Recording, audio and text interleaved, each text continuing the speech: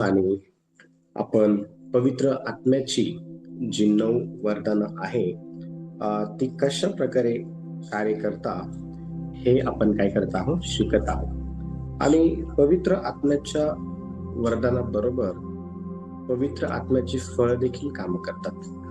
पण तो जो भाग आहे तो आपण पवित्र आत्म्याची फळ हे कशा प्रकारे काम करतात हे संपूर्ण शिकून झाल्यानंतर आपण दुसऱ्या भागामध्ये ते काय करणार आहोत आपण शिकणार आहोत. ठीक आहे.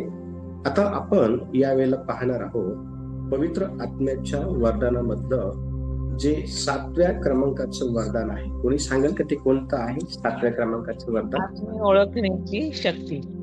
Very good. आत्मे ओळखण्याची शक्ती किंवा आत्मे ओळखण्याचं वरदान. आणि आपण पाहतो की पहिले करिंथ ज्यावेळेस आपण काढतो 12वा अध्याय 8 ते 10 वचनामध्ये आपल्याला पवित्र आत्म्याच्या ह्या 9 वरदानाविषयी सविस्तर जी काही लिस्ट आहे ती पाहायला भेटते. आणि 7व्या क्रमांकाचं जे वरदान आहे पवित्र आत्म्याचं ते आहे आत्मे ओळखण्याचं वरदान. ठीक आहे. किंवा आत्मे ओळखण्याची शक्ती. आता हे जे वरदान आहे हे वरदान पवित्र आत्म्याचं कशा प्रकारे काम करतं हे आपण आज सविस्तरपणे शिकणार आहोत. आणि हळूवारपणे आपण आजचा हा जो 7व्या क्रमांकाचा पवित्र आत्म्याच्या वरदानाचा जो काही भाग आहे आत्मे ओळखण्याच्या वरदानासंदर्भात तो शिकून घेऊ. आणि पहिली गोष्ट आपण यामध्ये शिकणार आहोत ती ही की हे जे वरदान आहे ना हे वरदान आपल्याला खरा आत्मा कोणता आणि खोटा आत्मा कोणता हे आपल्याला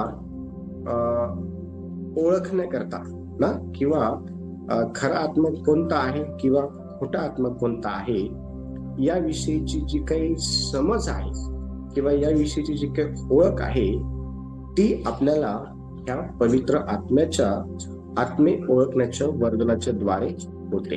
ठीक आहे. पहिला जो मुद्दा आहे तो लिहून घ्या. खरा आणि खोटा आत्मा ओळखणे. पहिला जो मुद्दा आहे दादा याची व्याख्या नाहीये का? नाही, याची व्याख्या नाहीये. येस. मुद्दा क्रमांक 1 टाका आणि त्याच्या पहिले लिहा पवित्र आत्म्याचं वरदान डॅश करा आणि मग लिहा आत्मे ओळखण्याचं वरदान. ठीक आहे. आणि त्याच्या खाली 1 नंबर टाका आणि लिहा खरा आणि खोटा आत्मा ओळखणे. ठीक आहे. खरा आणि खोटा आत्मा ओळखणे. आता हे जे वरदान आहे ना आपण सुरुवातीला शिकलो की हे वरदान विश्वासणाऱ्यांना आणि मंडळीला काय केलेलं आहे देण्यात आलेलं आहे. आता ज्या व्यक्तीला पवित्र आत्म्याचं हे वरदान प्राप्त झालेलं आहे तर त्या व्यक्तीच्या द्वारे हे वरदान कशा प्रकारे ऑपरेट होतं किंवा कशा प्रकारे हे वरदान काम करतं तर पहिली गोष्ट आहे की त्या व्यक्तीला हे समजतं की संबंधित आत्मा जो आहे ना तो खरा आहे किंवा खोटा आहे. त्याला हे समजतं की संबंधित आत्मा जो आहे तो खरा आहे किंवा खोटा आहे.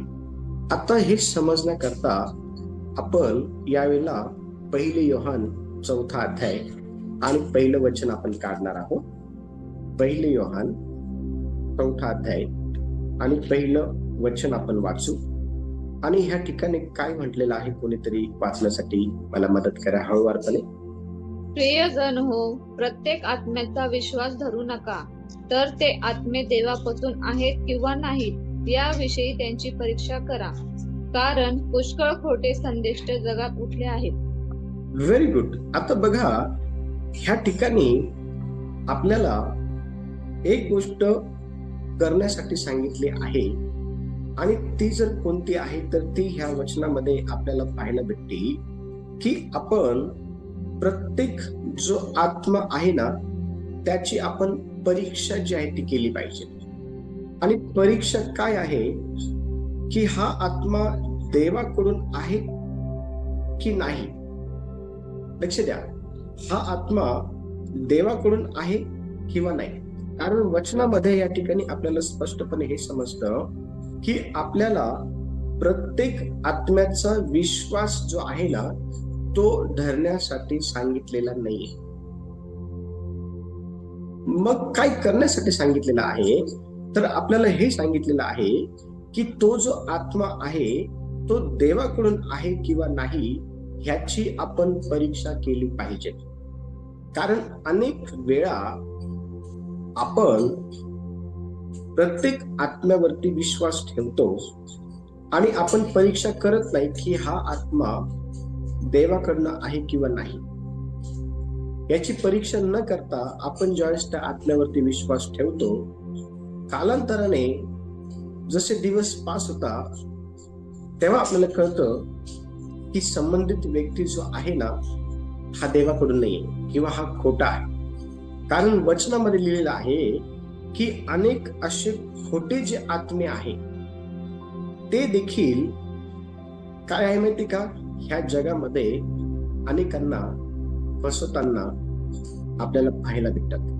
आणि मग आत्म्याचं हे जे 7व्या क्रमांकाचं वरदान आहे, हे वरदान आपण कशा प्रकारे कार्य करतं. पवित्र आत्म्याचं जे वरदान आहे 7व्या क्रमांकाचं आत्मे ओळखण्याचं वरदान, हे कशा प्रकारे काम करतं माहिती का. हे वरदान आपल्याला आपल्याकडं आलेला जो काही व्यक्ती आहे हा खरा आहे किंवा खोटा आहे या विषयीची जी काही ओळख आहे ती पवित्र आत्म्याचं हे वरदान आपल्याला करून देतं. आणि पवित्र शास्त्रामध्ये ज्या वेळेला आपण प्रेषितांचं पुस्तक 16वा अध्याय आपण काढतो, प्रेषितांच्या पुस्तकाच्या 16व्या अध्यायामध्ये आपण पाहतो की एक स्त्री आहे आणि ती स्त्री खोट्या आत्म्याने भरलेली होती. आणि ती जी स्त्री आहे ना अनेक लोकांना जे आहे ती भुलवत होती. बघा ते वचन आपण काढू, प्रेषितांचं पुस्तक 16वा अध्याय आपण काढू आणि 16 पासून तर 18 पर्यंत आपण वचन वाचणार आहोत हळूवारपणे. 16 पासून तर 18 पर्यंत पहा. मग असे झाले की आम्ही प्रार्थना स्थळाकडे जात असता कोणी एक मुलगी आम्हाला आढळली, तिच्या अंगात येत आहे. ती दैव प्रश्न सांगून आपल्या धान्यांना पुष्कळ मिळकत करून देत आहे. ती पौलाच्या व आमच्या मागे येऊन मोठ्याने म्हणाली, हे लोक परस्पर देवाचे दास आहेत, हे तुम्हाला तारणाचा मार्ग कळवितात. असे ती पुष्कळ दिवस करत असे. मग पौलाला अतिशय वाईट वाटले व मागे वळून तो त्या पिशाचाला म्हणाला, येशू ख्रिस्ताच्या नावाने मी तुला आज्ञा करतो की तू हिच्या मधून निघून जा. आणि ते तत्काळ निघून गेले. Very good. आता ह्या वृत्तांतामध्ये आपण हे पाहतो की पौल जो आहे ना हा देवाचा सेवक आहे आणि पवित्र आत्म्याचं हे 7व्या क्रमांकाचं जे वरदान आहे ना हे वरदान पौलाला देण्यात आलेलं होतं. आणि ह्या वरदानाच्या सहाय्याने पौलाला हे कळालं की ही जी मुलगी आहे ना ही मुलगी दैवी प्रश्न सांगून आपल्या धनाला पुष्कळ मिळकत जी आहे ती करून देत आहे. परंतु ह्या मुलीमध्ये खऱ्या अर्थाने जो काही खोटा आत्मा आहे तो वास करत आहे. ही गोष्ट ज्या वेळेला पौलाला समजली, ही गोष्ट ज्यावेळेस पौलाला कळाली, त्या वेळेला पौलाने ह्या मुलीमध्ये असलेला जो काही खोटा आत्मा आहे, ह्या मुलीमध्ये असलेला जो काही वाईट आत्मा आहे ना तो आत्मा त्याने तिच्या मधून काय केलं माहिती का, हाकलून लावला किंवा काढून टाकला. आता पौलाला हिच्यामध्ये खोटा आत्मा वास करतो हे कसं समजलं माहिती का? कारण पावलाला पवित्र आत्म्याचं हे 7व्या क्रमांकाचं आत्मे ओळखण्याचं जे वरदान आहे ना, ते देण्यात आलेलं होतं आणि त्या वरदानाच्या सहाय्याने त्याला हे कळालं की ह्या मुलीमध्ये वाईट आत्मा राहतो किंवा ह्या मुलीमध्ये वाईट आत्मा आहे. आणि त्याला जेव्हा ते कळालं ना, त्या वेळेला त्याने तो वाईट आत्मा त्या मुलीमधून काय केलं माहिती का? काढून टाकला.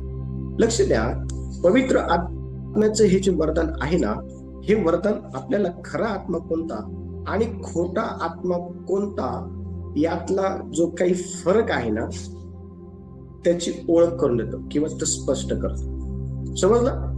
दुसरा मुद्दा, दुसरा जे याच्यातलाच दुसरा जो मुद्दा आहे तो आपण पाहणार आहोत. तो लिहून घ्या. देवाचा आत्मा दुसरा क्रमांकाचा मुद्दा आहे याच्यामधलाच, तो लिहून घ्या. देवाचा आत्मा आणि सैतानाचा आत्मा यातील फरक ओळखणे.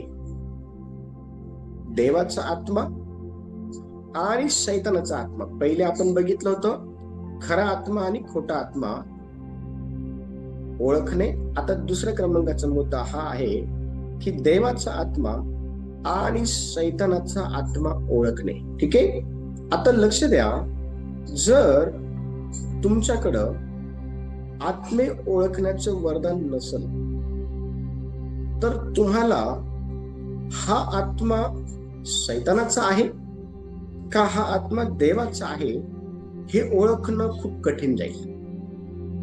पण तुमच्याकडं जर पवित्र आत्म्याचं हे 7व्या क्रमांकाचं वरदान जर असेल तर तुम्हाला हे सोपं जाईल. तुम्हाला हे ओळखता येईल की हा जो आत्मा आहे हा सैतानाचा आहे की हा जो आत्मा आहे हा देवाचा आहे. हे तुम्हाला ओळखणं काय माहिती का? अतिशय सोपं जाईल. आणि बघा, आपण ज्या वेळेला पहिले करिंथ 12वा अध्याय आणि 3रं वचन आपण जेव्हा काढतो ना, तर त्या ठिकाणी काय लिहिलेलं आहे पहा. पहिले करिंथ 12वा अध्याय आणि 3रं वचन आपण वाचू आणि मग आपल्याला हे समजण्यासाठी मदत होईल. म्हणून मी तुम्हास कळवितो की देवाच्या आत्म्याच्या योग्य बोलणारा कोणीही माणूस येशू शापग्रस्त आहे असे म्हणत नाही, आणि पवित्र आत्म्याच्या योगे बोलल्या वाचून कोणालाही येशू हा प्रभू आहे असे म्हणता येत नाही. Very good. आता ह्या ठिकाणी आपण पाहतो की कोणी पवित्र आत्म्याशिवाय येशूला प्रभू म्हणू शकत नाही. ज्याच्याकडं देवाचा आत्मा आहे किंवा ज्याला पवित्र आत्मा मिळालेला आहे तो व्यक्ती येशूला, तो जो व्यक्ती आहे ना, तो व्यक्ती येशूला प्रभू म्हणून संबोधतो. तो व्यक्ती येशूला प्रभू म्हणून संबोधतो. कारण वचन या ठिकाणी हे सांगत आहे, मी तुम्हाला कळवतो की देवाच्या आत्म्याच्या योगे बोलणारा कोणीही माणूस येशू शापित आहे असे म्हणत नाही. तोच व्यक्ती असं म्हणू शकतो की येशू शापित आहे ज्याच्यामध्ये सैतानाचा आत्मा आहे, किंवा तोच व्यक्ती येशू हा प्रभू आहे हे म्हणू शकतो ज्याच्याकडं पवित्र आत्मा आहे किंवा ज्याला पवित्र आत्मा प्राप्त झालेला आहे. आता लक्ष द्या, ह्या ठिकाणी आपण हा मुद्दा समजून घ्यायचा प्रयत्न करत आहोत की पवित्र आत्म्याचं आत्मे ओळखण्याचं हे जे वरदान आहे ना, हे आपल्याला अतिशय सटीक आणि स्पष्टरित्या हे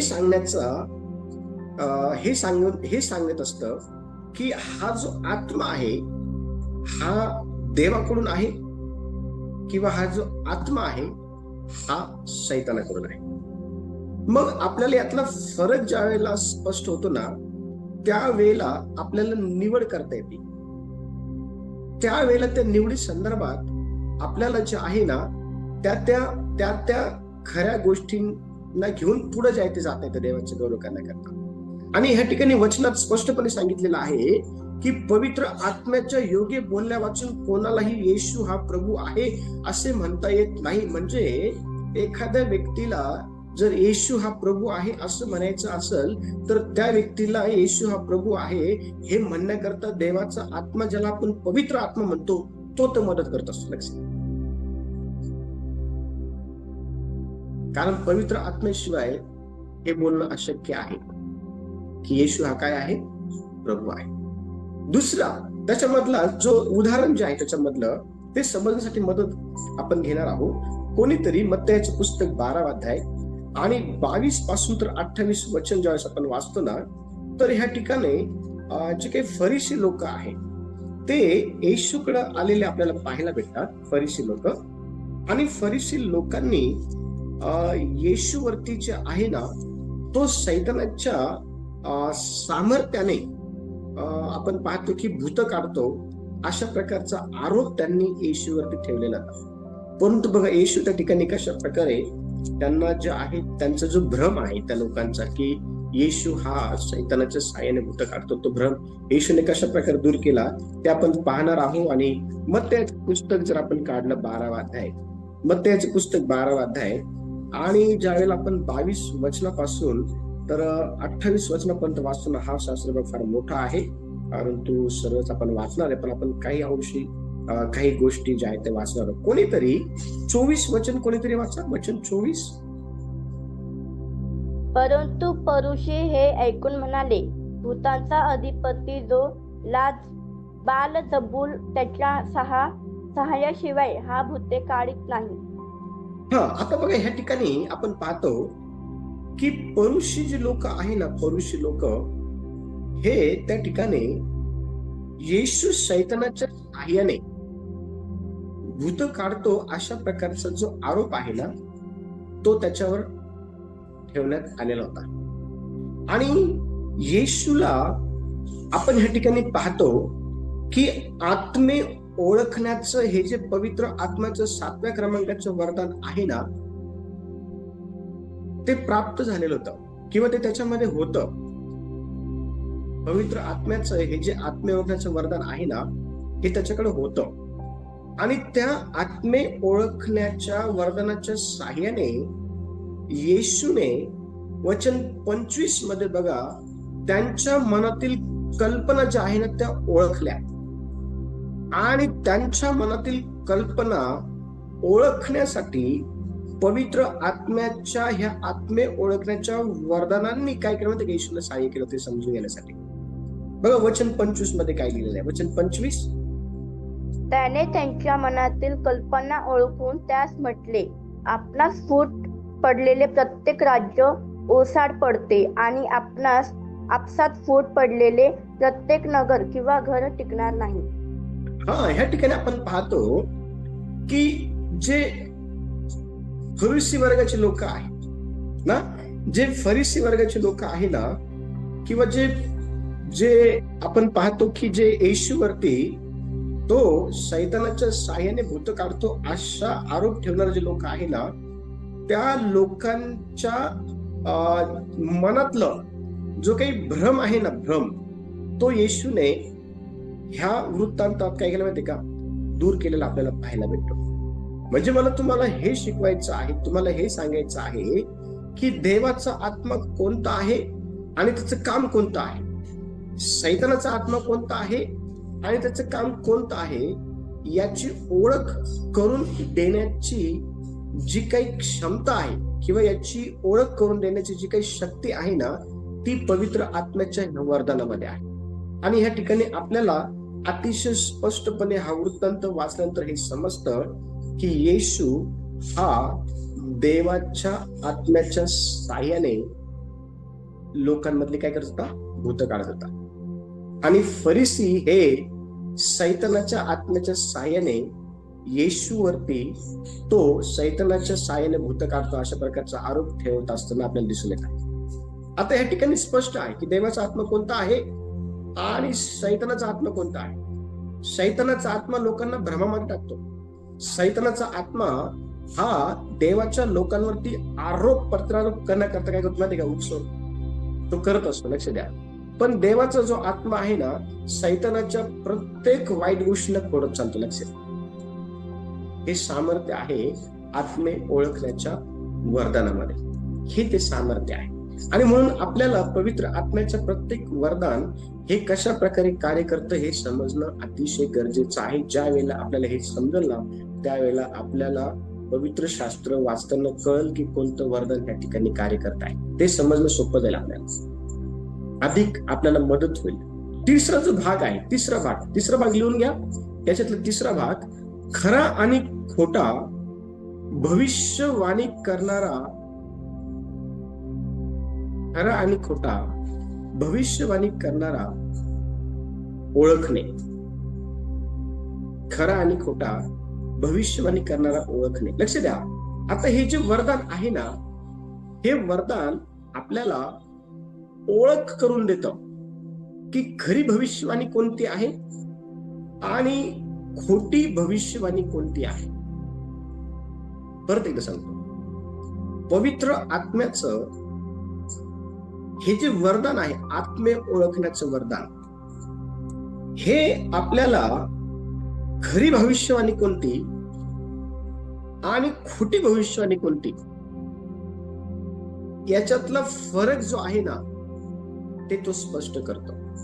आणि ज्यावेळेस आपण वचन वाचतो, मत्तयाचं पुस्तक 7वा अध्याय आणि वचन 15 मध्ये बघा काय लिहिलेलं आहे. मत्तयाचं पुस्तक 7वा अध्याय आणि वचन 15 आपण वाचू यावेळेला.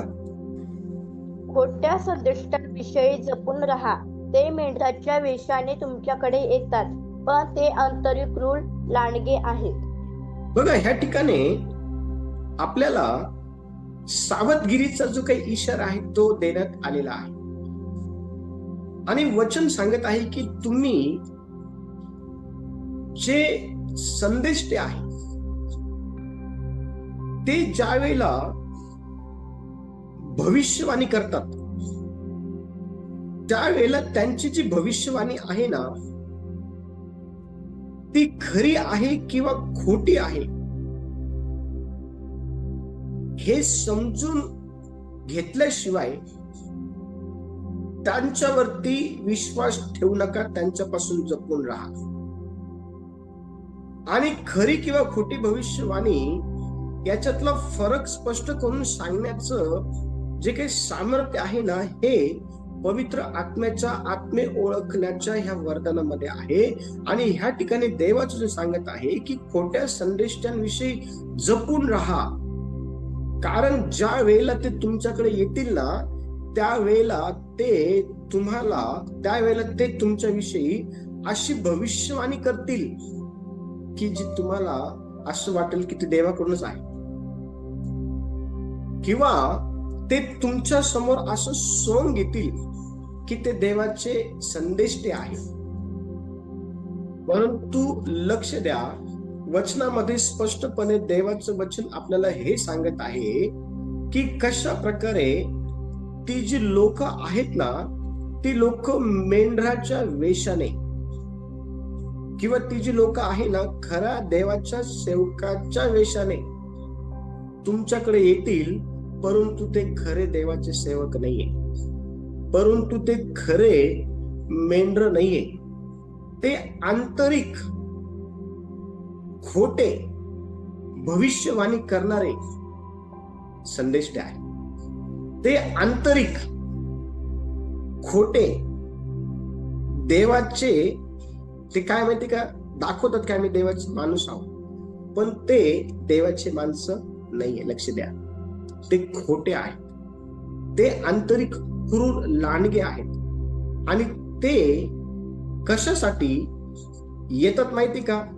नाश करण्यासाठी, पाडण्यासाठी, उद्ध्वस्त करण्यासाठी, याच्यासाठी ते येतात.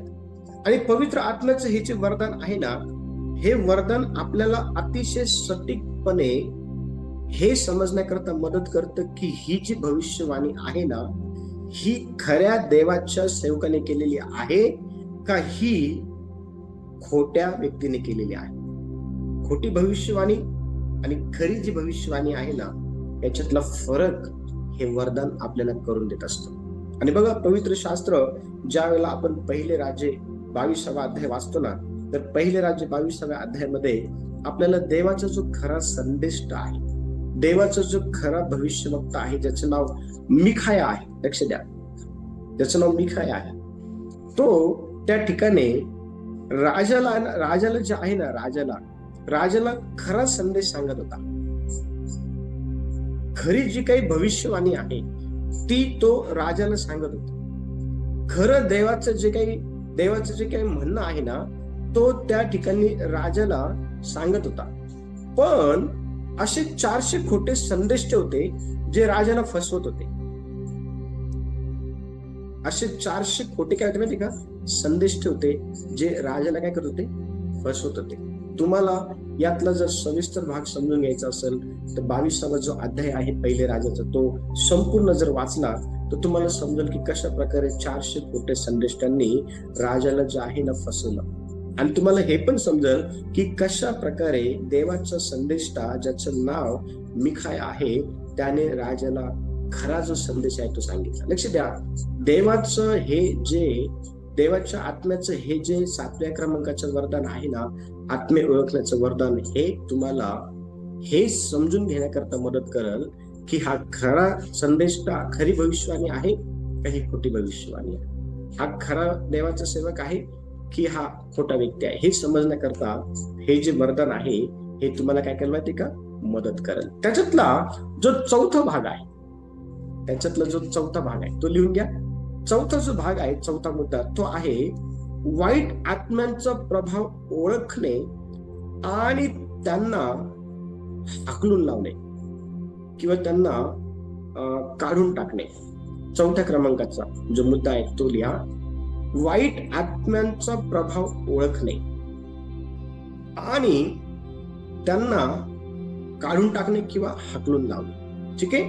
आता कशा प्रकारे आपल्याला हे जे वरदान आहे हे वाईट आत्म्यांचा प्रभाव ओळखण्यासाठी आणि त्यांना हाकून लावण्यासाठी मदत करतं, हे आपण पवित्र शास्त्रातून पाहणार आहोत.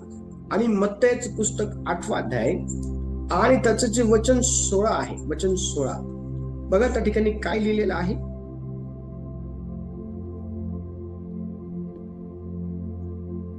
वचन 16 मध्ये, मग संध्याकाळ झाल्यावर लोकांनी पुष्कळ भूतग्रस्तांना त्यांच्याकडे आणले. तेव्हा त्याने भूत श्रद्धाने घालविले व सर्व दुखण्या इतरांना बरं केले. Very good. आता ह्या वचनामध्ये असं लिहिलेलं आहे की येशूने हे ओळखलं की लोकांवरती वाईट आत्म्यांचा प्रभाव आहे. येशूने हे ओळखलं की लोकांवरती अशुद्ध आत्म्यांचा प्रभाव आहे आणि येशूने लोकांमध्ये असलेले सर्व जे काही अशुद्ध आत्मे आहे ना ते त्याने काढून टाकले.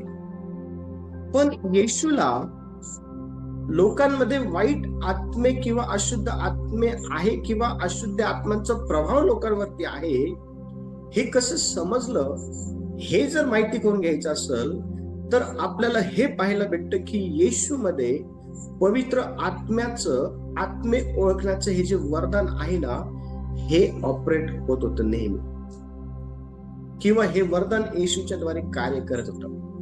म्हणून त्या ठिकाणी येशूला हे ओळखणं सोपं गेलं की लोकांवरती वाईट आत्म्यांचा काय आहे, प्रभाव आहे. बघा, हे जे वरदान आहे ना, हे वरदान जसं येशूच्या सेवा कार्यामध्ये कार्य करत होतं, हे वरदान तुमच्या द्वारे देखील येशूच्या सेवा कार्यात जसं त्यांनी कार्य केलं ना तसं तुमच्या द्वारे देखील ते कार्य करत.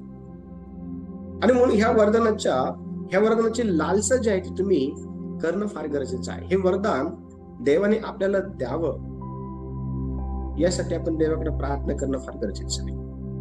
आणि पहा, वचनामध्ये स्पष्टपणे हे सांगितलेलं आहे, ज्या वेळेला आपण मार्कुस वर्तमान याचा 5वा अध्याय काढतो मार्क याचा 5वा अध्याय ज्यावेळेस आपण काढतो ना, तर मार्कुश वर्तमानाच्या 5व्या अध्यायामध्ये गर्सेकराच्या प्रदेशामध्ये एक भूतग्रस्त राहायचा.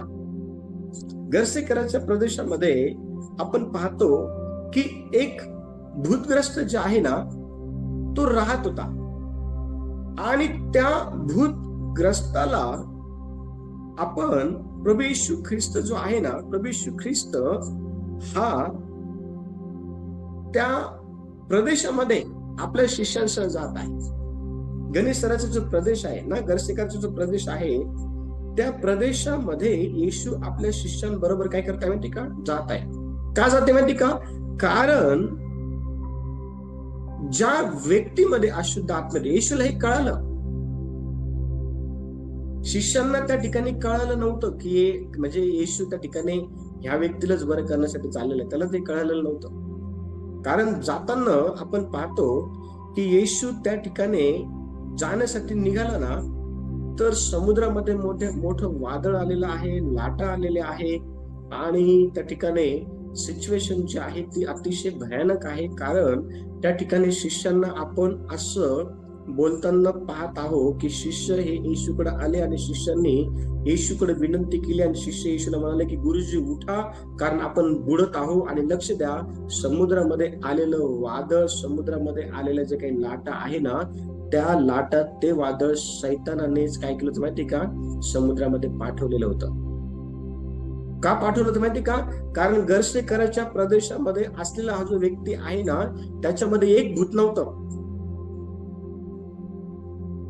अनेक भूत होती, अनेक भूत होती. काही कॉलर्स असे म्हणतात, काही पवित्र शास्त्राचे अभ्यासक लोक असं म्हणतात की 2000 पेक्षा किंवा 2000च्या जवळपास भूत त्या व्यक्तीमध्ये होती. आणि ह्याच व्यक्तीमधून भूत काढण्याकरता आपण पाहतो की येशू हा तिकडे चालला होता. येशूला पवित्र आत्म्याचं हे जे 7व्या क्रमांकाचं वरदान आहे ना, आत्मे ओळखण्याचं वरदान, याच्या साहाय्याने हे समजलं होतं की गर्सेकराच्या प्रदेशामध्ये अमुक व्यक्ती इतक्या भयानक अशा अशुद्ध आत्म्याच्या त्रासाच्या प्रभावाखाली आहे, आणि त्याला येशू जो आहे ना सुटकारा देण्यासाठी, त्याला त्या प्रभावातून बाहेर काढण्यासाठी, कारण अशुद्ध आत्म्याने त्याचे खूप हाल केले होते.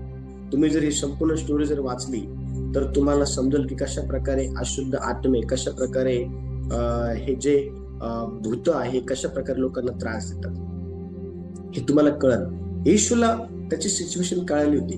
पवित्र आत्म्याच्या ह्या वरदानाने येशूला त्याची सिच्युएशन सांगितली होती. आणि मग आपण पाहतो की येशू त्या ठिकाणी काय करते माहिती का, त्या व्यक्तीला बरं करण्यासाठी जात आहे. हे जे वरदान आहे ना, हे वरदान काय करतं माहिती का, हे वरदान आपल्याला वाईट आत्मे कोणते आणि खरे जे आत्मे आहे, लक्ष द्या, वाईट आत्म्यांचा जो प्रभाव आहे ना तो ओळखण्यासाठी आणि त्या वाईट आत्म्यांना काढून टाकण्यासाठी हे पवित्र आत्म्याचं वरदान काय करतं माहिती का, आपल्याला सांगतं, आपल्याला शिकवतो. लक्ष द्या.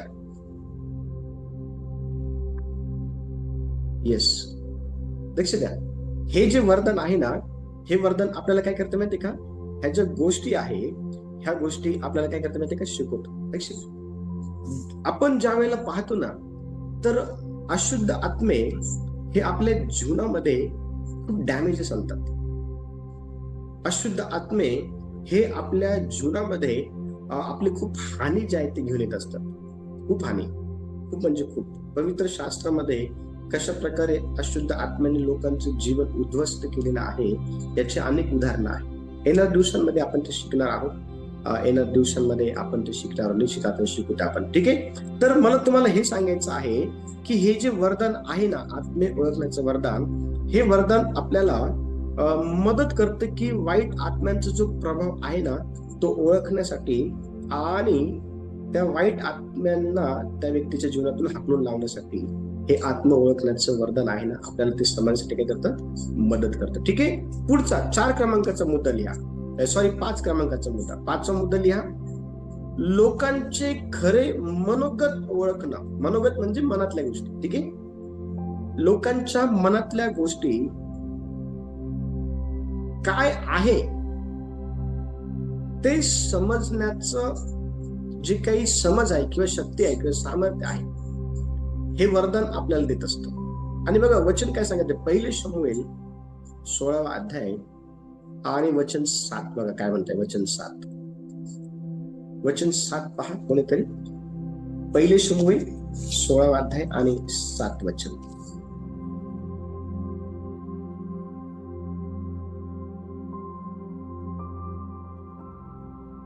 जर कुणाला भेटलं तर वाचा ते वचन. पण परमेश्वराने शमूएलास म्हटले, तू त्याच्या स्वरूपावर अथवा त्याच्या शरीराच्या उंच काठीवर जाऊ नको, कारण मी त्याला नापसंत केले आहे. मानवासारखे परमेश्वराचे पाहणे नसते. मानव बाहेरचे स्वरूप पाहतो, पण परमेश्वर हृदय पाहतो. Very good. आता बघा ह्या वचनामध्ये आपण पाहतो की शमूएलाच्या मनामध्ये काय चालू आहे हे त्या ठिकाणी परमेश्वर देवाला कळालेलं आहे त्या ठिकाणी. आणि शमूएल हा ज्या वेळेला अभिषेक करण्यासाठी ईशायाच्या पुत्रांकडे गेलेला आहे, तर तो त्यांची जी काही शरीर रचना आहे ना ती तो बघत आहे, किंवा ते किती उंच आहे, ते किती चांगले दिसतात, त्यांचं स्वरूप किती चांगलं आहे, हे शमूएल त्या ठिकाणी बघत बसला होता. त्याला असं वाटलं की पूर्वी जसं शाऊलाला धिप्पाड उंच ना एकदम काय म्हणता असं देवाने निवडलं राजा होण्यासाठी, ह्या वेळेला पण तसंच निवडणार असेल की काय, ह्या अँगलने किंवा ह्या अनुषंगाने शमूएल त्या ठिकाणी काय करते माहिती का, बघत आहे सर्वांना. आणि ही गोष्ट परमेश्वर देवाने ज्यावेळेस बघितली तर परमेश्वर देव त्या ठिकाणी शमूएलाला म्हणत आहे की माझं जे बघणं आहे हे मानवासारखं नाहीये, कारण मी अंतःकरण पाहतो. लक्ष द्या, ह्या ठिकाणी आपण काय पाहतो की लोकांचं खरं म्हणजे मनामध्ये काय चालू आहे ना हे समजून सांगण्याचं जे काम आहे किंवा हे स्पष्ट करून देण्याचं जे काम आहे ना, हे आत्मे ओळखण्याच्या वरदानामध्ये आहे, किंवा हे सामर्थ्य, ही शक्ती ह्या वरदानामध्ये आहे. शमूएलाच्या मनात काय चालू आहे हे परमेश्वराने ओळखलं त्या ठिकाणी. लोकांच्या मनामध्ये काय चालू आहे हे तुम्हाला ओळखता येईल ह्या आत्मे ओळखण्याच्या वरदानाच्या सहाय्याने. हे तुम्हाला ओळखता येईल की लोकांच्या मनामध्ये काय चालू आहे, हे तुम्हाला ओळखता येईल, हे तुम्हाला समजल देखील. जसं ह्या ठिकाणी आपण पाहतो की शमूएलाच्या मनात काय चालू आहे हे परमेश्वर देवाला काय झालं माहिती का, माहिती झालं.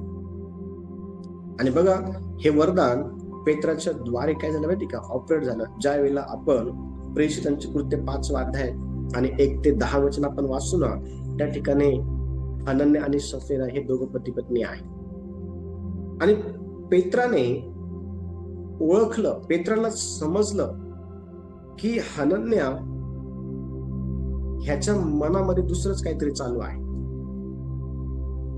हनन्याच्या मनामध्ये दुसरंच काहीतरी चालू आहे हे त्या ठिकाणी पेत्राला समजलं. आणि हे समजण्याचं जे काही समज आहे ना पेत्राला ह्या वरदानाने दिली होती, आत्मे ओळखण्याच्या वरदानाने. कारण पेत्रामध्ये हे वरदान काम करतं. पेत्र त्या ठिकाणी बघा त्याच्या मनातली गोष्ट पेत्र म्हणताय की हनन्या, तुम्ही पती पत्नींनी संगनमताने पवित्र आत्म्याशी लबाडी करण्याचं काय केलेलं आहे, ठरवलेलं आहे. जमीन ज्यावेळेस विकली नव्हती त्यावेळेस पण तुझीच होती, विकल्यानंतर तिचा जो पैसा आहे ना तो पण तुझाच होता. मग तुम्ही देवाच्या आत्म्याशी लबाडी करण्याकरता संगनमत काय केलं. म्हणजे ह्या ठिकाणी आपण पाहतो की हनन्याने आणि सफेराने काय केलेले आहे, लबाडी केलेली आहे. हे त्या ठिकाणी आत्मे ओळखण्याच्या वरदानाने पेत्राला सांगितलं आणि पेत्राला ते कळालं. पेत्राला ते कळालं की हे अशा प्रकारच्या विचाराने त्या ठिकाणी आलेले आहे, अशा प्रकारचा विचार करून त्या ठिकाणी आलेले आहे. आणि जर हे वरदान जर तुमच्याकडे जर असेल तर हे वरदान तुम्हाला देखील जसं पेत्राला सांगितलं की हे लोक कोणत्या विचाराने त्याच्याकडे आलेले आहेत, तसंच हे वरदान तुमच्याकडे असेल तुम्हाला पण ते सांगेल. पण लक्ष द्या, ह्या वरदानाचा उपयोग देवाच्या गौरवासाठीच होत असतो. ह्या वरदानाचा उपयोग लोकांचा विश्वास वाढवण्यासाठी, ह्या वरदानाचा विश्वास देवाच्या मंडळीची बांधणी किंवा उभारणी करण्यासाठी होत असतो. ह्या वरदानाचा उपयोग लोकांना चेतावणी देण्यासाठी असतो. ह्या वरदानाचा उपयोग स्वतःसाठी मुळीच नसतो. लक्ष द्या, देव हा सार्वभौम आहे. देव हा जिवंत आहे. आकाशात, पृथ्वीवर, पृथ्वीच्या खाली एकच जण आहे. हे वरदान काय करतं माहिती का? लोकांना समजावं म्हणून आपल्याद्वारे काम करत असतं. आणि तसं व्हावं म्हणून तुम्ही देवाकडे जायचे प्रार्थना केली पाहिजे. 6वा जो मुद्दा आहे, 6वा मुद्दा, वेळ होत चाललेला आहे आणि म्हणून लवकर हे मुद्दे संपवायचा मी प्रयत्न करत आहे, कारण हे समजणं फार गरजेचं आहे. 6वा मुद्दा लिहून घ्या, मंडळीमध्ये वाईट शिकवणी ओळखणे. 6वा मुद्दा, मंडळीमध्ये किंवा चर्चमध्ये वाईट जी काही शिकवण आहे ती ओळखणे. आणि ती कशी ओळखता येईल माहिती का? ह्याच वरदानाच्या साहाय्याने. बघा वचन काय म्हणत आहे. कोणीतरी गलतीकराचं पत्र 1 अध्याय आणि 8 वचन वाचा. गलतीकराचं पत्र 1 अध्याय आणि वचन 8 आपण वाचू.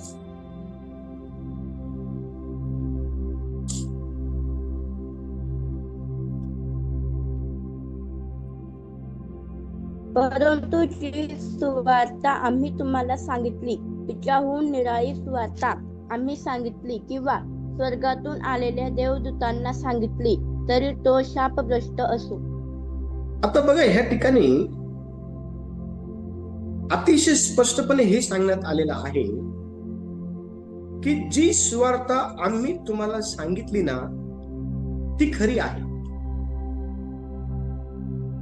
पण ह्याच्या व्यतिरिक्त जर दुसरी सुवार्ता जर तुम्हाला कोणी सांगत असेल तर ती सुवार्ता चुकीची आहे, किंवा ती जी सुवार्ता आहे ना ती सुवार्ता नाहीये, तर ती वाईट शिकवण आहे. आणि वचन ह्या ठिकाणी हे पण सांगत आहे की अशा प्रकारच्या वाईट शिकवणीला हे जे वरदान आहे ना हे एक्सपोज करतं. लक्ष द्या, हे जे वरदान आहे ना हे वाईट शिकवणीला समोर आणतं. समोर हे सामर्थ्य किंवा ही जी शक्ती आहे ना हे ह्या वरदानामध्ये आहे. आणि मंडळांमध्ये आपण पाहतो की अनेक वाईट जी काही शिकवण आहे ती दिल्या जाण्याची शक्यता नाकारता येत नाही, ती दिल्या जाऊ शकते.